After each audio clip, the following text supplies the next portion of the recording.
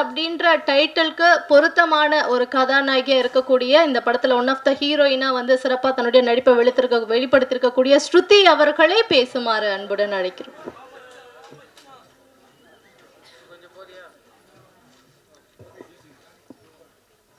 அனைவருக்கும் வணக்கம். Media representatives, ஸ்டேஜில் இருக்கிற டிக்னிட்ரிஸ் எல்லாருக்கும் ரொம்ப வணக்கம். கட்ஸ், ஃபர்ஸ்ட் ஆஃப் ஆல் இந்த சான்ஸ் எனக்கு கொடுத்த ரைட்டர் டைரக்டர் ரங்கராஜ் சார் ரொம்ப ரொம்ப தேங்க்யூ சார். நான் செகண்ட் ஹீரோயினாக பண்ணியிருக்கேன்னு மேம் சொன்னாங்க. எஸ், ஆனால் கேரக்டருன்றது ஒவ்வொரு ஸ்டோரிக்கு ஏற்ற மாதிரி மாறும். ஸோ இதில் எனக்கு கொடுத்த கேரக்டர் என்னை பொறுத்த வரைக்கும் ரொம்ப ஒரு டிஃபிகல்ட்டாக நான் எஸ்டாப்ளிஷ் பண்ணியிருக்கிற ஒரு character. I was very blank. நான் உள்ளே போனப்போ அதுக்கான ஃபுல் சப்போர்ட் கொடுத்து எப்படி பண்ணும், என்ன பண்ணும், how should I portray the character எல்லாமே எனக்கு கற்றுக் கொடுத்த ரங்கராஜ் சார் ரொம்ப ரொம்ப தேங்க்யூ சார். ஒவ்வொரு இன்ச்சான ஒரு டீட்டெயில்ஸ் நீங்கள் எனக்கு கற்றுக் கொடுத்தீங்க. Yes, it is a new platform. எனக்கும் இது ஒரு நியூ பிளாட்ஃபார்ம். ஆனால் நீங்களும் இதில் ஒரு நியூன்றது அவ்வளோ ஈஸியாக என்னால் கண்டுபிடிக்க முடியல. ஏன்னா நான் என்ன பண்ணுன்றது என்னை விட பர்ஃபெக்டாக நீங்கள் வந்து எனக்கு நடிச்சு கற்றுக் கொடுத்தீங்க. அண்ட் அதான், and I just want to say thank you so much for the opportunity. Everyone, all the dignitaries என்னை மென்ஷன் பண்ணதுக்கும், all the media representatives every ஒனுக்கும் ரொம்ப மென்ஷன் பண்ணதுக்கும் ரொம்ப தேங்க்யூ. கட்ஸ் படத்துக்கு உங்கள் சப்போர்ட் கண்டிப்பாக வேணும். ப்ளீஸ் உங்கள் சப்போர்ட்டை கொடுங்க. Thank you so much. இந்த விழா வந்து கட்சி சம்மந்தமானது. இப்போ பேசுகிறவர் சொன்னார், திண்ணை எப்போ காலியாகும், அண்ணன் எப்போ சாவும் அப்படின்னு. முதல்ல திருடனுங்க இந்த வார்த்தையை பேசக்கூடாது. நல்லவன் தான் பேசணும். ஆதாரமாக எல்லாம் நிரூபிச்சிருக்கோம். நாங்கள் கோர்ட்டில் கேஸ் இருக்குது. இந்த இடத்துல பேசுனா நல்லா இருக்காது. அதோட நிறுத்திக்கிறேன். யாரும் சங்கத்தை பற்றி இந்த இடத்துல பேசக்கூடாது. ரஜினிகாந்தை பேசுகிறதுக்கு ஒரு தகுதி வேணும். பெரியவங்களை பற்றி பேசுகிறதுக்கு ஒரு தகுதி வேணும். முதியோர்கள், சின்னவர்கள் அதெல்லாம் யாரும் கிடையாது. முதியோர்னா என்ன? முதியோர் திருடாம முதியோர், திருடின சின்னவரா? இல்லை, இந்த இடத்துல இதை பேசியிருக்கக்கூடாது. இப்போ நீங்கள் பத்திரிக்கையாரா? உட்காருங்க முதல்ல. நீங்கள் பத்திரிக்கை நான் ஒத்துக்க மாட்டேன். நீங்கள் உட்காருங்க. நீ முதல்ல திருடனே இல்லை, நீ திருடிட்டு போனியா இல்லையா? நீ திருடிட்டு போனியா இல்லையா?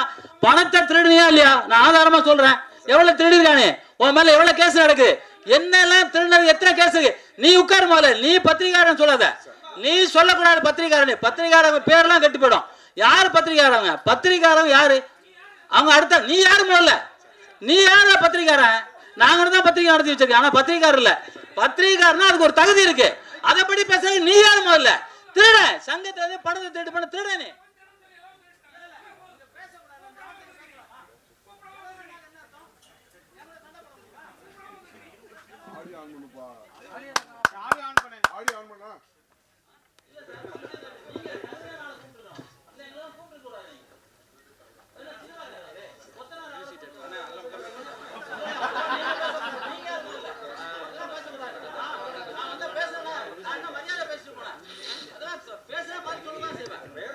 நிகழ்ச்சியை தொடர்ந்து பார்க்கலாம். அடுத்ததா யார் பேச போறாங்கன்ட்டு.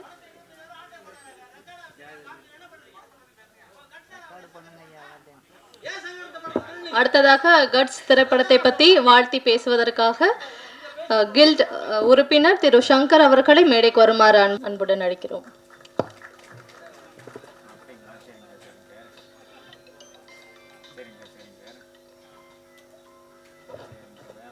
வந்திருக்கும் அனைவருக்கும் வணக்கம்.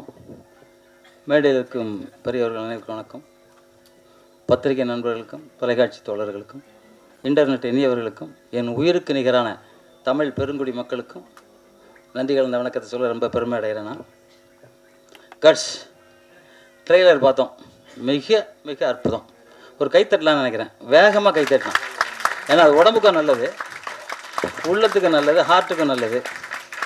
ஒரு மிகப்பெரிய ஆக்ஷன் ஹீரோவை நம்ம பார்க்குறோம். ஆனால் அவர் பார்த்தா சாந்தமாக இருக்கார். பார்த்தா அந்த வாயில் அருவாளை கட்டிட்டு வேட்டியை தூக்கிட்டு திரும்பின ஒரு ஸ்டைல் சூப்பர். பிரமாதமாக பண்ணியிருக்காரு. அவரே டைரக்டரு, அவரே தயாரிப்பாளர். மிக மிக அற்புதமாக பண்ணியிருக்காரு. அப்புறம் இஸ்மாயில் அவர்கள் வருஷத்தில் ஒரு 2 படம் ரிலீஸ் பண்ணுவார். அவர் மேடையில் உட்காந்துருக்காரு. எங்கள் கில்டு செக்ரட்டரி துரை அவர்கள் மற்றும் மேடையில் இருக்க அனைத்து பெரியர்களும், எங்கள் அன்பு சகோதரி ஸ்ரீலேகா மேடம், சகோதரர் அவர்கள் அனைவருக்கும் வாழ்த்துக்கள் சொல்லிக்கிறேன். ஏன்னா இந்த மாதிரி படம் பத்திரிகை தான் நீங்கள் வந்து இந்த படத்தை பெருசாக கொண்டு போகணும். நிச்சயமாக உங்களால் மட்டும்தான் முடியும். ஏன்னா இன்றைக்கி இந்த இடத்துல இவ்வளோ கூட்டம் வந்திருக்க காரணமே ரொம்ப சந்தோஷமாக இருக்குது. என்ன அழைத்தது வந்து ஸ்ரீமதினி ஒருத்தவங்க, அவங்க தான் கூப்பிட்டுருந்தாங்க, எங்கள் ஊருக்காரவங்க. என் கூட வந்திருக்க ஜெனிஃபர், என் படம் ஜாகுவாரில் வந்து சிலம்ப வீராங்கனை நடிக்கிற அவங்களும் என் கூட வந்திருக்காங்க. அவங்களுக்கும் வாழ்த்து. வருங்கால ஹீரோயின் அவங்களுக்கும் வாழ்த்து. ஒரு சிலம்ப போயிட்டு பிரமாதமாக பண்ணியிருக்காங்க. வந்தால் பெருசாக ட்ரெய்லரில் போடும்போது மிரட்டலாக இருக்கும். ஸோ அது மாதிரி பண்ணியிருக்காங்க. இந்த படத்தில் நடிச்ச அத்தனை பேருமே நல்லா பண்ணியிருக்காங்க. ஹீரோயினி நல்லா பண்ணியிருக்காங்க. பிரகாஷ் ஃபைட் மாஸ்டர், என்னோடய அன்பு சகோதரன், அவர் பண்ணியிருக்காரு, ரொம்ப அற்புதமாக பண்ணியிருக்காரு. டான்ஸ் மூமெண்ட் நல்லா இருந்துச்சு, டயலாக் நல்லா இருந்துச்சு, பாடல் நல்லா இருந்துச்சு, எடிட்டிங் நல்லா இருந்துச்சு, கேமரா நல்லா இருந்துச்சு. டோட்டலாக இந்த படம் கட்ஸு அப்படிங்கிறதுக்கு ஒரு சரியான கட்ஸுனா என்ன அப்படின்னு நம்ம நினச்சோம். அன்பு சகோதரி சொன்னாங்க கட்ஸு அப்படின்னா என்னன்னு சொன்னாங்க. கட்ஸு அப்படின்னா எல்லாம் எது வேணாலும் எடுத்துக்கலாம். போலித்தனமான கட்ஸ் இருக்குது, நியாயமான கட்ஸ் இருக்குது. இந்த படம் வந்து நியாயமான கட்ஸ். ஏன்னா அந்த மாதிரி ஒரு ஆக்ரோஷமான படம் ரொம்ப நாள் ஆச்சு நம்ம திரையில் பார்த்து. ஒரு புதுமுக ஹீரோ இந்த அளவுக்கு பிரமாதமாக பண்ணியிருக்காருன்னு போது அவருக்கு பாராட்டணும். அதே மாதிரி ஹீரோயினி மேடம் அவங்களுக்கும் வாழ்த்துக்கள். ரொம்ப சந்தோஷம் உங்களை பார்த்ததில் மகிழ்ச்சி. இந்த படம் மிக மிக பிரமாதமாக வெற்றி பெறணும் அப்படிங்கிற மனமாற வேண்டிக்கிட்டு எப்போதும் சொல்ல மாதிரி தான். எல்லாம் வந்து புரட்சித் தலைவர் எம்ஜிஆர் நம்ம படம் பார்த்தோம். அவர் பெரியவங்களை மதிக்கணும், தாய் தந்தையை மதிக்கணும் அப்படி சொல்லி கொடுத்தாரு. அதே மாதிரி நீங்கள் எல்லோரும் தாய் தந்தையை மதிங்க. வாழ்க்கையில் ஜெயிக்கணும்னா அம்மா அப்பாவை மதிக்கணும். பெரியவங்களை மதித்தா மட்டும்தான் வாழ்க்கையில் ஜெயிக்க முடியும். அதே மாதிரி உலகத்திலேயே இந்தியனா பிறக்கிறது தான் பெரிய விஷயம். தமிழனா பிறக்கிறது அதை விட பெரிய விஷயம். இன்றைக்கி சித்தர் பெருமான்கள் பிறந்தது தமிழ்நாட்டில், சித்த வைத்தியம் பிறந்தது தமிழ்நாட்டில், வர்மக்கலை பிறந்தது தமிழ்நாட்டில். ஏன் உலகமெங்கும் சுற்றினாலும் மாடு அம்மானி மட்டும் தான் சொல்லுது. இப்போ அமெரிக்காவில் ஒரு குழந்தை பிறக்கும்போது வெளியே வரும்போது அம்மானி சொல்லிட்டு வந்துச்சு. ஆக நம்ம தமிழ் மொழி தான் உலகத்திலே சிறந்த மொழி. அந்த தமிழ் வாழ்க, தமிழ் வெல்க, தமிழன் வென்றே தீர்வான். வணக்கம். மேடையில் அமர்ந்திருக்கவர்களுக்கும் பத்திரிகை சகோதர சகோதரிகளுக்கும் என்னுடைய வணக்கத்தை தெரிவிச்சுக்கிறேன். நிறைய பேர், அதாவது எனக்கு முன்னாடி பெரியவங்கெல்லாம் நிறைய வகுத்த பாதையில் தான் நான் இந்த நிமிஷம் வரைக்கும் அவங்க சொன்ன ஒரு அறிவுறுத்தலின்படி தான் நான் வந்துக்கிட்டு இருக்கேன். அதனால் அவங்க எனக்கு சொல்லி கொடுத்தது வந்து, இப்போ சகோதரி சொன்னாங்க எந்த கேரக்டராக இருந்தாலும் அந்த கேரக்டரில் இருக்கேன்னு. அவங்க சொல்லி கொடுத்தது தான், அதை மைண்டில் இன்னமும் வச்சுக்கிட்டு அது என்ன ரோல் பண்ணாலும் அந்த மாதிரி வாழணுன்றது என்னுடைய மைண்டில் இருக்குது. எத்தனை வருஷம் இருக்கிறோங்கிறது முக்கியம் இல்லை, எல்லாரோட எப்படி இருக்கோங்கிறது தான் முக்கியம். ஸோ அதனால் எனக்கு சகோதர சகோதரிகள் உங்கள் எல்லாரையும் பார்க்கும்போது ரொம்ப சந்தோஷமாக இருக்குது. நான் அந்த ட்ரெய்லரை பார்க்கல, ஏன்னா திருவேற்காடுலேருந்து ஷூட்டிங் முடிச்சுட்டு வரும்போது கொஞ்சம் லேட் ஆகிடுச்சு. ஸோ அதுக்காக மன்னிப்பு கேட்டுக்கிறேன் உங்கள் எல்லார்கிட்டேயும். அதனால் ட்ரெய்லரை பற்றி பேசுகிறதுக்கே தெரியல எனக்கு, ஏன்னா நான் பார்த்தா தான் நான் சொல்ல முடியும். ஆனால் தம்பி, அதாவது ரங்கராஜ் தம்பி என்னுடைய மகனாக நடிச்சிருக்காரு. உண்மையிலேயே சொல்லணுன்னா இந்த மாதிரி புதுசாக வர்றவங்களுக்கெல்லாம் நீங்கள் நிச்சயமாக வந்து நிறைய ஆதரவு கொடுப்பீங்க, வரவேற்பீங்க. உங்களால் முடிஞ்ச அளவுக்கு நீங்கள் வந்து முன்னேற்றத்தை கொடுப்பீங்கன்ற நம்பிக்கை எனக்கு இருக்குது. ஏன்னா கொஞ்சம் நஞ்சம் இல்லைங்க அவர் கஷ்டப்பட்டது. ஏமாற்றங்கள் நிறைய ஏமாற்றிட்டு ஓடினவங்கள தான் வந்து நான் பார்த்துருக்கேன். முதல் நாள் ஷூட் போவேன், அடுத்த நாள் போனால் அந்த இயக்குனர் இருக்க மாட்டார். என்ன தம்பி என்ன இல்லைம்மா அது. ஆனால் யார் மேலேயும் வந்து அவர் குத்தம் சொல்ல மாட்டார். அதுதான், இல்லைம்மா இந்த மாதிரி கிளம்பிட்டாங்கம்மா அவ்வளோதான் அப்படின்வார். அப்போ நான் சொல்லுவேன், நீங்கள் வருத்தப்படாதீங்க, ஒருவேளை கதாநாயகன் ப்ரொடியூசர் இல்லாமல் இயக்குனர்ன்ற பேரும் உங்களுக்கு வரணுங்கிறதுக்காக தான் கடவுள் வந்து இந்த மாதிரி அமைச்சு கொடுத்துருக்காரு. அதனால் நீங்கள் கடவுளுக்கு நன்றி தான் சொல்லணும். உங்களை விட்டுட்டு போனவங்களுக்கு நீங்கள் தேங்க்ஸ் சொல்லுங்கள். அதுதான் வந்து சிறப்பு. இல்லைன்னா அந்த இயக்குனருங்கிற அந்த ஒரு பேர் வந்திருக்காது தம்பிக்கு. ஸோ அதனால் அப்புறம் என்ன புக் பண்ணும்போது கேட்டிருந்தாங்க இந்த மாதிரி. நான் சொன்னேன் யார் நடிக்கிறாங்க அப்படின்னு. புதுசுமா, அவர் தான் ப்ரொடியூசர், அவர் தான் வந்து ஹீரோ அப்படின்னாங்க. சரி ஓகே, ஏன்னா நானும் ஒரு காலத்தில் அப்படி தான் புதுசாக வந்தேன். ஸோ அதனால் புதுசாக நடிக்கிறவங்க கூடலாம் வந்து நடிக்கக்கூடாது, அவங்க எப்படி அப்படியெல்லாம் கிடையாது. என்னுடைய எண்ணம் அப்படியே கிடையாது. அவங்க எப்படி பண்ணுறாங்க, ஏதோ எனக்கு தெரிஞ்சு எனக்கு பெரியவங்க சொல்லி கொடுத்ததை என்னால் முடிஞ்சது ஏதாவது ஒரு சில வார்த்தைகள் அவங்களுக்கு சொல்லலாம், அவங்களுடைய முன்னேற்றத்துக்கு அப்படின்னு நினச்சி தான் நான் போனேன். ஆனால் ஃபஸ்ட்டு டே போகும்போதே பொன்னேரியில் வந்து ராத்திரி ஷூட்டு.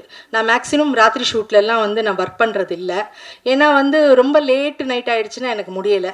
ஸோ அதனால் என்ன பண்ணேன்னா, இல்லை அன்றைக்கி புக் பண்ணும்போது என்ன சொன்னாங்கன்னா, இது வந்து லேட் நைட்டு தான்மா, 2 to 2 போகிறாங்க அப்படின்னாங்க. சரி ஓகே வரேன். ஏன்னா படம் அதுவும் ஹீரோவுக்கு மதர் ரோலு, புதுசாக வரக்கூடிய ஒருத்தர், அவரால் நம்மளால் முடிஞ்ச அளவுக்கு அவருக்கு வந்து நம்ம ஹெல்ப் பண்ணலாம் அப்படின்னு சொல்லிட்டு போனோன்னு பார்த்தா மழையில் நனைகிற சீனு. எப்போ ராத்திரி 12:30 மணிக்கு.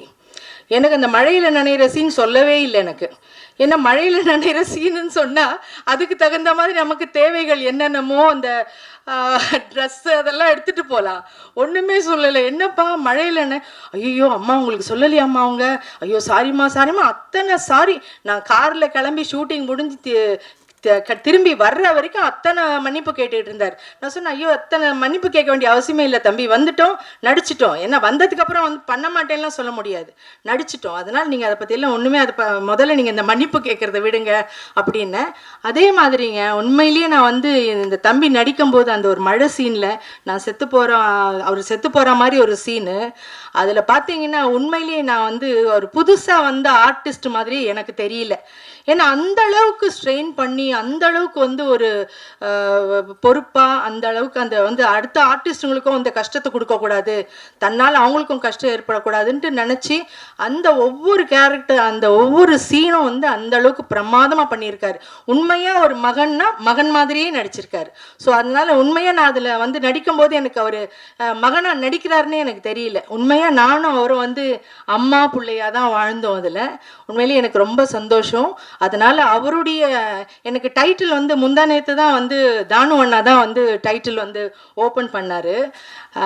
அப்போ நான் படம் அப்போ தான் எனக்கு டைட்டிலே தெரியும். ஏன்னா டைட்டில் யாருக்குமே தெரியாது. அப்போ டைட்டில் பார்த்த உடனே தம்பி வந்து எனக்கு அனுப்பிச்சிருந்தார் வாட்ஸ்அப்பில், அம்மா இது மாதிரி தான் டைட்டிலு அப்படின்னு சொல்லிட்டு. பார்த்தா கட்ஸு. அந்த டைட்டிலுக்கு ரொம்ப பொருத்தமான ஒரு ஆசாமி யாருன்னா ரங்கராஜ் தான். அதில் எந்த விதமான மாற்று கருத்துமே கிடையாது. ஏன்னா அந்த அளவுக்கு கட்ஸான ஒருத்தர் நல்லா ஒர்க் பண்ணிட்டு இருந்த ஒரு இடத்த விட்டுட்டு இந்த சினிமா மேலே இருக்கிற ஆர்வத்தில் தன்னுடைய என்ன சொல்கிறது அவ்வளோ கஷ்டத்தையும் ஏமாற்றத்தையும் அசிங்கத்தையும் அவமானத்தையும் தாங்கிக்கிட்டு இந்த படத்தை வந்து அவர் இந்த அளவுக்கு நான் ஃபோன் பண்ணேங்க ஒரு 2 மாதத்துக்கு முன்னாடி. போன மாதம்லாம் வந்து 2-3 தடவை ட்ரை பண்ணுவேன். எப்பவுமே நான் ஒர்க் பண்ணிட்டேன்னா அந்த ஹீரோ ஆகட்டும் இல்லை அந்த கூட இருக்கிற கோ ஆர்டிஸ்டுங்களாம் எப்படி இருக்காங்கன்னு ஜஸ்ட் ஒரு கால் பண்ணுவேன். தம்பிக்கு 2 மாசமா ஃபோன் பண்ணுறேன், ஃபோனே எடுக்கலை. எனக்கு ஏன் தம்பி எடுக்க மாட்டேங்கிறாரு, என்ன என் மேலே ஏதாவது வருத்தமா கோவமா, என்னாச்சு, என்ன படம் ரிலீஸ் பண்ண முடியலையா, ஏன் எதுக்குன்னு மண்டையை போட்டு பிச்சுக்கிறேன். அதுக்கப்புறம் வந்து தம்பி வந்து அன்னைக்கு ஃபோன் பண்ணி இந்த மாதிரி இல்லை வந்து படம் ரிலீஸ்க்காக தான்மா நான் கொஞ்சம் வந்து அலைஞ்சிட்டு இருந்தேன், அதனால தான் உங்கள் ஃபோன் எடுக்கல, சாரி தப்பாக எடுத்துக்காதீங்கம்மா, இப்போ வந்து எல்லாத்தையும் நல்லபடியாக முடிச்சுட்டேன், நாளன்னைக்கு வந்து இந்த மாதிரி தானு அண்ணங்கிட்ட போயிட்டு டைட்டில் வைக்கிறோம் அப்படின்னோடனே, ஓ இதுக்காக தானப்பா, நீ அதெல்லாம் கவலையே படாத, நிச்சயமாக ஒரே ஒரு விஷயம்ப்பா, நம்ம இந்த இடத்துல வந்து சாதிக்கணுங்கிற விஷயம் இருந்தால் தான் கடவுள் வந்து நம்மளை இங்கே கூட்டிகிட்டு வருவார். இல்லைன்னா வேற ஏதாவது நீ ஒர்க் பண்ணுற இடத்துலையே ஒர்க் பண்ணிட்டு அங்கேயே ஹாயாக இருந்திருக்கலாமே, இங்கே வர வேண்டிய அவசியமே இல்லையே. அதனால் நிச்சயமாக உன்னுடைய அந்த டெடிகேஷனுக்கு அந்த சின்சியர் ஒர்க்குக்கு நீ அந்த தொழில் மேலே வச்சிருக்கிற பக்திக்கு கண்டிப்பாக நீ நிச்சயமாக நல்லா வருவே அப்படின்னு சொன்னேன். அதுக்கு தகுந்த மாதிரி அந்த பேரும் அவருக்கு ரொம்ப சூட்டபுளான ஒரு நேம் கட்ஸ். உண்மையிலேயே அவர் ரொம்ப கட்ஸானவர் தான். அதனால நீங்கள் எல்லாரும் சேர்ந்து உங்கள் வீட்டு பிள்ளையா நினச்சி அந்த பிள்ளைய நிச்சயமாக நீங்கள் உங்களுடைய எழுத்து உங்கள் கையில் தான் இருக்குது, எல்லாமே உங்கள் கையால் அவர் வந்து இன்னும் மேன்மேலும், அதாவது இவர் வந்துட்டார்னா இன்னும் அடுத்தடுத்து கூட படங்கள் நிறைய வர்றதுக்கு நிறைய பேருக்கு வந்து வாய்ப்புகள் கொடுக்கறதுக்கும் ஒரு பெரிய விஷயமா இருக்கும். அதனால் நீங்கள் எல்லாருமா சேர்ந்து அந்த தம்பியை உயர்த்தி விடணும்னு உங்ககிட்ட நான் தாழ்மையோடு கேட்டுக்கிறேன்.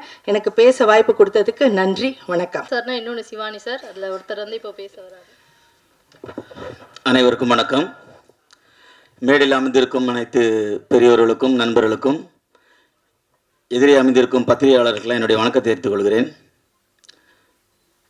ஒரு காலத்திலாம் இயக்குநர்களுக்கு எவ்வளோ மரியாதை இருந்துன்னு உங்களுக்கு தெரியும். இன்னைக்கு இயக்குநர்கள் அந்த மரியாதை இல்லை.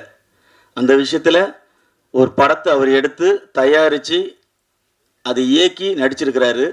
4 கேரக்டர் நீ கண்டிப்பாக போய் பார்க்கணும், இல்லை தேட்டரில் நல்ல ரிவ்யூ எழுதுங்க. அவருக்கு என்னுடைய வாழ்த்துக்கள். இந்த மேடை நான் வேறு விதத்துக்காக பயன்படுத்த நினைக்கிறேன். இன்றைக்கி வந்து தயாரிப்பாளர் சங்கம் மூலமாக ஒரு அமைப்பு ஆரம்பிச்சு, அதுக்கு என்னுடைய வாழ்த்துக்களை தெரிவிச்சுக்கிறேன். அதை தாண்டி இன்னும் பல ஆயிரம் அதாவது தொழிலாளிகள் அங்கே இருக்காங்க பெப்சி யூனியனில், அவங்களுக்கெல்லாம் வாழ்வாதாரம் போயிடும். என்ன அப்படின்னு பார்த்தீங்கன்னா, தயாரிப்பு சங்கத்தில் யாரெல்லாம் உறுப்பினர் ஆகிறோ அவங்களுக்கு மட்டும்தான் அந்த வாழ்வாதாரம் இருக்கும். கிட்டத்தட்ட 50 ஆண்டு காலம் பழமை சங்கம் அது. தமிழக முதல்வர் அவர்களுக்கும் இந்த சினிமாவில் தான் வந்திருக்காங்க. அவங்கள்ட்டும் சரி, தமிழக துணை முதல்வர் வந்து சினிமாவில் தான் வந்திருக்காங்க. இந்த தொழிலாளர்கள், அதாவது தொழிலாளி இல்லைன்னா முதலாளியே இல்லை. நம்ம பழைய படத்தெல்லாம் பார்த்துருப்போம். ஒரு பண்ணையார் ஒருத்தர் நின்று இருப்பாரு, இந்த பக்கம் ஒரு 10 பேர் உட்காந்துட்டு இருப்பாங்க, ஒருத்தர் கீழே உட்காந்துட்டு இருப்பாங்க. அங்கேருந்து ஒருத்தர் நடந்து வந்துட்டே இருப்பாரு. என்ன விஷயம்னு கேட்பாரு. இல்லை தம்பி, 10 ரூபா கூலி கேட்டோம், அதனால என்ன அடிச்சுட்டாங்க அப்படிம்பாங்க. உன்னை இந்த பக்கம் பண்ணையார் என்ன சொல்லுவான் அப்படின்னா, கூலிக்கார பயல்க, இவனுங்களுக்கு யாரா 10 ரூபா கூலி கேட்கணும் அப்படின்னு ஒரு வசனம் இருக்கும். இந்த வசனத்துல வர தம்பி யாருன்னு பாத்தீங்கன்னா, எம்ஜிஆர்ல இருந்து ரஜினி அவர்கள் இருந்து கமல் ஆக்ஷன் ஹீரோ எல்லாம் ராமராஜன் அவர்களையும் அந்த தொழிலாளர்களுக்காக தான் இயங்கி இந்த திரைப்படங்கள் வந்து ஆக்ஷன் ஹீரோவா இருந்திருக்காங்க. ஆனா இன்னைக்கு ஒரு சங்கம் ஆரம்பிக்கப்படும் போது இந்த தொழிலாளர்கள் நிலை கண்டிப்பா அது கேள்வி உரியா இருக்கும். தமிழக அரசு இதுக்கு பிரச்சனையை தீர்வு காணணும். அது மட்டும் இல்லாம இந்த தொழிலாளர்களுக்கு ஏதாவது ஒரு நல உதவியை அந்த பிரச்சனை தீர்வு. ஏன்னா நீங்க வந்து பாருங்க, ஒரு ரஜினிகாந்த் அவர்களின் படம் வருதுன்னா ரசிகர்கள் முக்கியமா சந்தோஷப்பட மாட்டான். அந்த யூனியன்ல இருக்கிற பெப்சி யூனியன்ல இருக்கிறவங்க சந்தோஷப்படுவாங்க. என்ன காரணம் அப்படின்னா 50 நாள் 100 நாள் அந்த வேலை இருக்கும். இப்ப விஜய் அவர்கள் வந்து நடிக்கிறதை விட்டுக்கிட்டு அரசியலுக்கு போயிட்டாங்க. அதனால எவ்வளவு அந்த சங்கத்தை நம்பி இருக்கிற தொழிலாளர்கள் நிறைய பேர் பாதிக்கிறாங்க. தயவு செய்து இதை நீங்க தமிழக முதல்வருக்கு எடுத்துக்கொண்டு அந்த தொழிலாளருக்காக ஒரு கொஞ்சம் குரல் கொடுக்கணும். மேலும் வந்து அம்மா அவர்கள் சொன்னாங்க புதியவர்கள்லாம் வரணும் அப்படிங்கிறதுக்காக. நாங்களும் தான் காலம் கட்ட, அதாவது ஒரு பழமொழி சொல்லுவாங்க, கிழவன் எப்ப சாவுவான் தின்ன காலியாகி இளைஞர்கள். நாங்கள் இளைஞர் ஒரு பட்டாளமே இருக்கு. ஒரு கனவு கோட்டையை கட்டிக்கிட்டு இளைஞர்கள் இருக்கும். ஒவ்வொரு சங்கங்களும் சரி, ஒவ்வொரு தலைமுறையும் சரி. பாருங்களேன், பாகவதர்னு ஒரு நடிகன் இருந்தாரு, அவர் இடம் விட்டு எம்ஜிஆர் வந்தார். எம்ஜிஆர்னு ஒரு நடிகன் இருந்தார், அதை இடம் விட்டு வந்து ரஜினி வந்தார். இப்போ இடங்கள் விடவே இல்லை. நிறைய இளைஞர்கள் தங்களுடைய திறமையை வச்சு இந்த சினிமாவில் வந்து ஜெயிக்கொண்டு வராங்க. அவங்களுக்கு வழி விடுங்க. அது நடிக்கிறதுக்கு மட்டும் இல்லை, ஒளிப்பதிவு, இசையமைப்பால் எல்லா விஷயத்துலையும் சங்கங்கள் இப்போ நிறைய சங்கங்கள் பிரச்சனையிலேயே ஓடிக்கிட்டு இருக்கு. ஒரு காலகட்டத்துக்கு அதாவது ஆட்சிங்கிறது வந்து ஒரு 5 வருஷம் 10 வருஷம் இருக்கலாம். 30 வருஷமா ஒருத்தரையே ஆட்சி அதிகம் பண்ற மாதிரி இந்த சங்கங்களை தயவு செய்து முதியோர்கள் தயவு செய்து நான் உங்களுக்கு கெஞ்சி கேட்டா, உங்களால் ஒரு 10 வருஷம் இருந்துட்டீங்க, அதை வழிவிட்டு இளைஞர்களுக்கு கண்டிப்பா அதை செய்யணும். அப்பதான் இளம் தலைமுறைகள் வந்து நல்ல படங்கள் கொடுப்பாங்க. ஒரு இளைஞர் லோகேஷ் கனகராஜ் நல்ல படம் கொடுத்ததுனால தான் உடனே கூப்பிட்டு ரஜினிகாந்த் அவர்கள் அடுத்த படம் கொடுக்குறாங்க.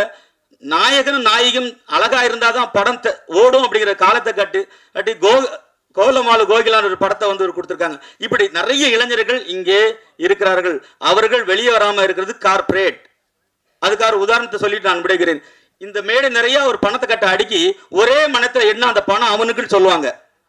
ஒரு மனத்துல எண்ணணும். பல இளைஞர்கள் ஓடோடி வருவான், அதை என் பணம் என்னது இருக்குது. கடைசியில் எப்படியாவது ஒருத்தன் அது பிறந்திருப்பான், எண்ணக்கு துடிப்பான். கடைசியில் 10 நொடி இருக்கும், ஏன்னா 3 தாள் இருக்கும். அதை என்னமோ மணி அடிச்சிருவாங்க. அதான் கார்பரேட். இங்க ஒவ்வொரு இளைஞனும் இந்த கனவு கோட்டையை நோக்கி நகர்த்து வருகிறான். அந்த நகர்வை தடுப்பது யார்? ஒவ்வொரு சங்கங்களும். சங்கம்னா என்ன? ஒரு கூட்டு முயற்சி. ஒருத்தருக்கு பிரச்சனை, 10 ஆட்டோக்காரங்க உட்கார்ந்து இருப்பான், அவன் ஒரு பிரச்சனை, மாப்பிள்ள அடிச்சாடவாடான்னு கூப்பிட்டு பிரச்சனையை சால்வ் பண்ண சங்கம். ஆனா இன்னைக்கு 2-3 ஆண்டுகளாக பல சங்கங்கள் கேள்விக்குரியார். காரணம், அவங்களும் கார்பரேட் மாதிரி அங்கேயே உட்கார்ந்து இருக்கிறாங்க. நாங்களும் இயங்குகிறோம். கிழவன் எப்ப சாக வேண்டாம், விலகிக் கொள்ளுங்கள். இது புரிந்தவர்களுக்கு புரியட்டும். தர்மம் ஜெயிக்கும். ஜெய் ஹிந்த்.